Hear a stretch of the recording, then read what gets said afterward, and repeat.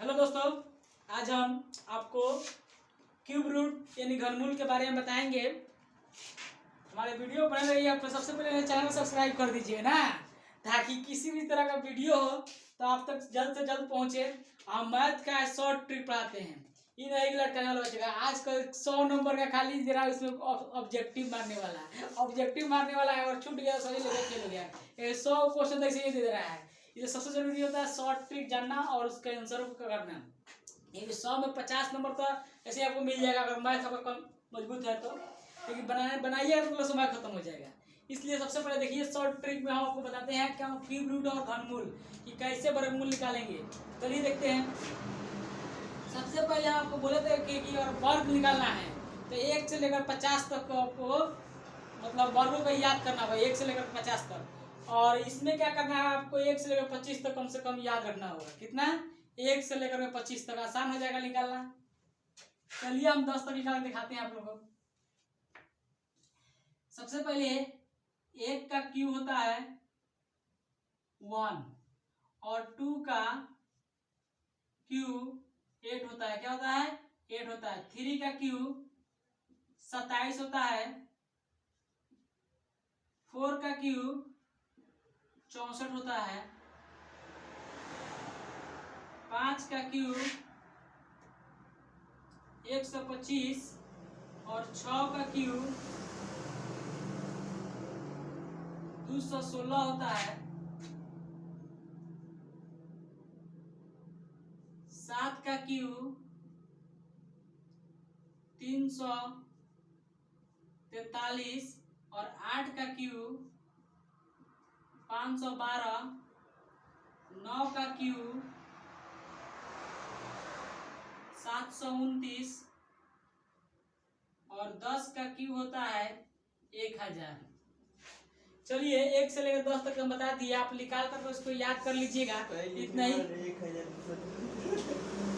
होता है, 1000 होता है ना।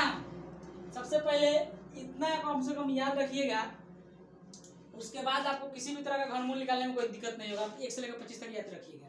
चलिए हम निकाल कर दिखाते हैं। सबसे पहले 1331 का हम घनमूल निकालते हैं। क्या करते हैं? घनमूल निकालते हैं। हम उसमें बोले थे कि आपको वर्गमूल जब पढ़ा रहे थे तो जब हम वर्गमूल निकालने के लिए बताए थे तो उसमें बोले थे कि 2 डिजिट लेना है। अंतिम से कितना डिजिट लेना था? 2 डिजिट वर्गमूल में लेना था। लेकिन इसमें कितना डिजिट लेना है? ये तो घनमूल ना है। ऐसे इसको क्यों इसका 3 है, इसलिए 3 अंक ले लेंगे। क्या करेंगे? अंतिम से पीछे से क्या ले लेंगे? 3 अंक ले लेंगे। 3 अंक कितने लेंगे? 3 ले लेंगे। अब देखिए इसमें देखेंगे कि सबसे पहले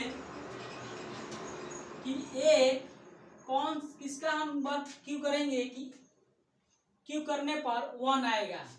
क्या करने पर? 1 आएगा।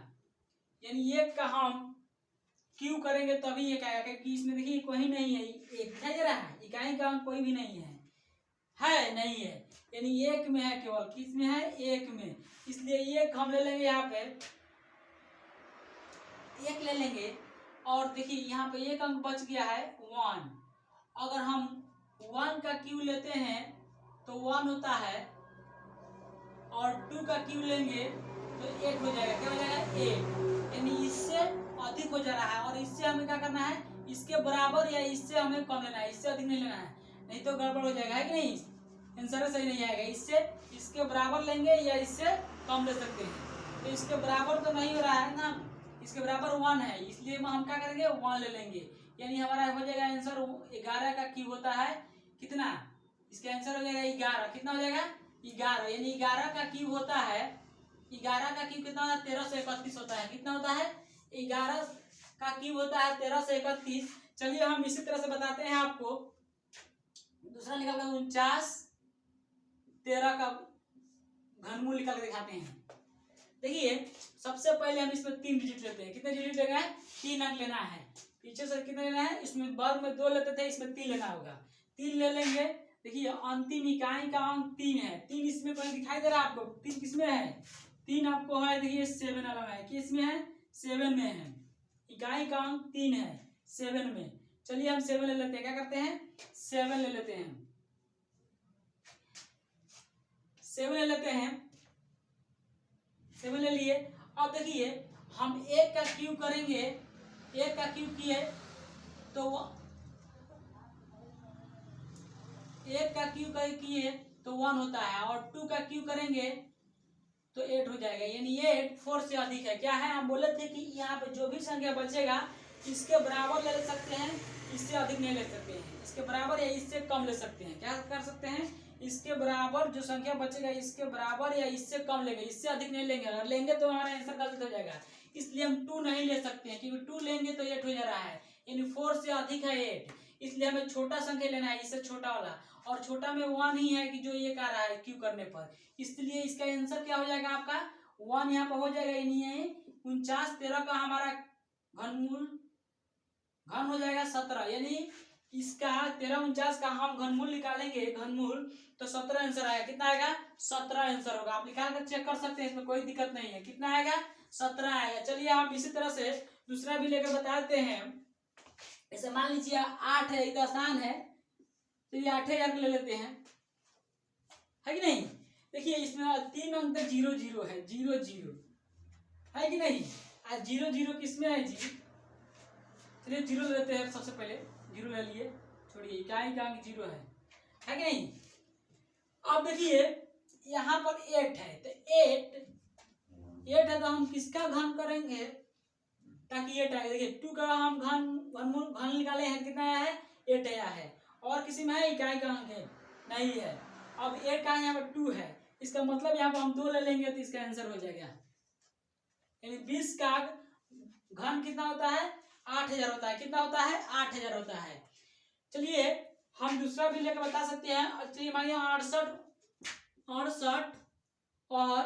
59 है, क्या है, 68 और 59 है। चलिए इसको भी देख लीजिए, हम बोले थे घनमूल में 3 डिजिट लेना है, अंतिम से कितना लेना है, 3 डिजिट ले लेना है, और इकाई का अंक को देखना है कितना है लास्ट। देखिए यहाँ पर 9 है, और 9 इसमें देखना है कि इकाई के अंक किसमें आ रहा है, 9 आ रहा है। देखिए 9 का घन करने पर इकाई का अंक कितना है, 9 है। क्या है, 9 का हम घन करेंगे तो इकाई का अंक आएगा आपका 9, यानी 9 हो जाएगा। सबसे पहले तो 9 ले लीजिए, क्या कीजिए, 9 ले लीजिए।